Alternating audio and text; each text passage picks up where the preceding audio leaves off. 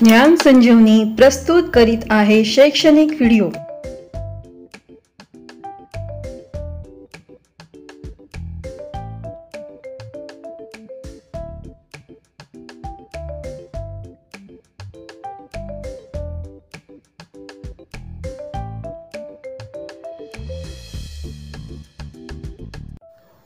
एक होती मुलगी, तिचे नाव लीला।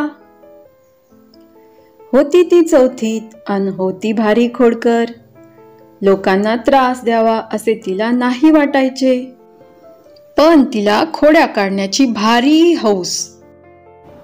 स्वतःच्या मनात येईल ते करायची तिला इच्छा असायची।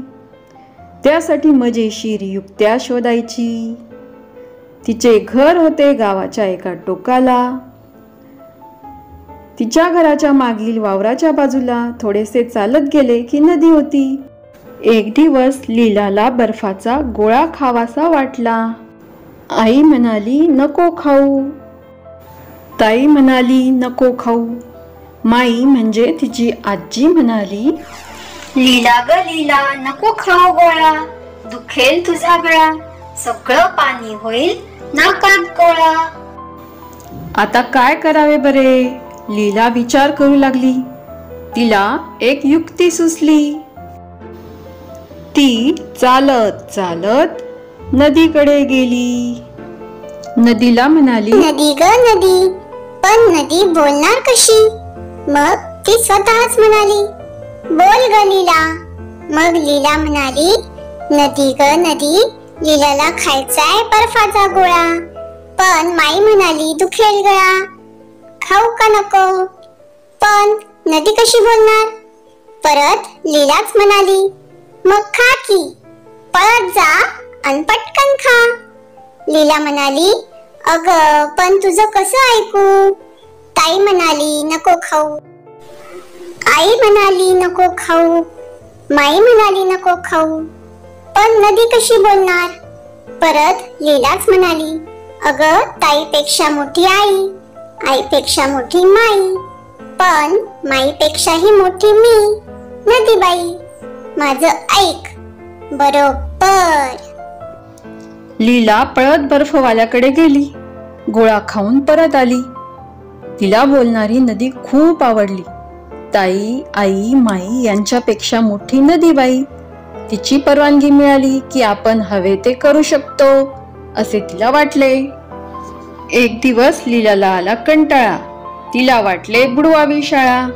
तिने ताईला विचारले। ताई म्हणाली नको बुडवू शाळा। आई म्हणाली नको बुडवू शाळा। माई म्हणाली लीला ग लीला, आला जरी कंटाळा, बुडवू नको शाळा, शिकून सवरून होशील सुखी माझ्या बाळा। लीला चिडली, कुणीच कशी शाळा बुडू देत नाही, शाळेला जाते असे सांगून ती नदीकडे गेली। नदीला म्हणाली नदी ग नदी, लीलाला आलाय कंटाळा, बुडवावी वाटते शाळा, काय करू? पण नदी कशी बोलणार? मग लीलाच बोलली आलाय जर कंटाळा तर बुडव बिनधास्त शाळा। ताई आई माईपेक्षा मोठ्या नदीबाईने परवानगी दिली म्हटल्यावर लीला शाळेला गेली नाही। दिवसभर नदी काठी वावरात खेळत राहिली। खूप खूप मज्जा केली आणि संध्याकाळी घरी परत आली। तिची ताई तिच्या शाळेत 7वीत शिकत होती।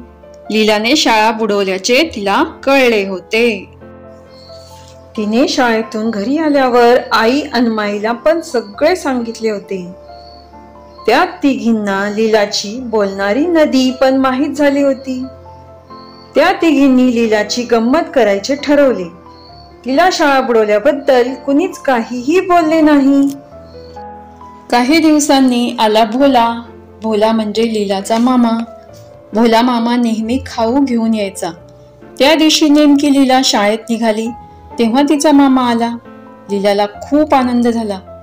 काय खाऊ आणलास? तिने विचारले। भोला मामा म्हणाला लीला ग लीला, माझ्या लाडक्या बाळा, खाऊ म्हणून आणलेत बदामी पेढे 16। 16 पेढे, ते पण बदामी? लीला एकदम खुश झाली, पण शाळेला जायला उशीर होत होता म्हणून ती पळाली। संध्याकाळी आल्याबरोबर मी पेढे खाणार. लीला ओरडतच गेली. शाळेत दिवसभर तिच्या डोळ्यांसमोर पेढे नाचत होते. पेढे कुठे आहेत? लीलाने आल्याबरोबर विचारले. आई म्हणाली, शिंकाळ्यावरच्या बुट्टीत डब्बा ठेवलाय बघ.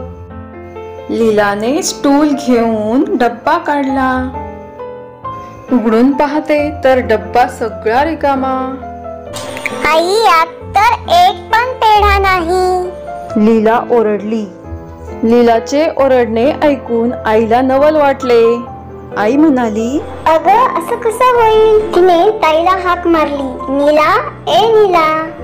काय ग आई? नीला परसातून पळत आली. अगं, पेढे कुठे गेले? आईने विचारले. कुठे गेले म्हणजे? मीच खाल्ले. मी खाल्ले 8 आणि नदीला दिले 8. नीला म्हणाली. तू बदामी पेढे नदीत टाकलेस? मूर्ख कुठली? आई नीलावर ओरडली. अगं हो, तू म्हणालीस पेढे नको खाऊ. माई म्हणाली पेढे नको खाऊ. मग मी नदीबाईला विचारलं. नदी म्हणाली, नीला ग नीला, पेढे आहेत 16. तू घे 8, मला दे 8. अगं, पण नदी कशी बोलेल? माई आणि आई एकदम म्हणाल्या. कशी म्हणजे? लीलाशी बोलते तशी. नीला म्हणाली. काय ग लीला, नदी तुझ्याशी बोलते? माईने विचारले.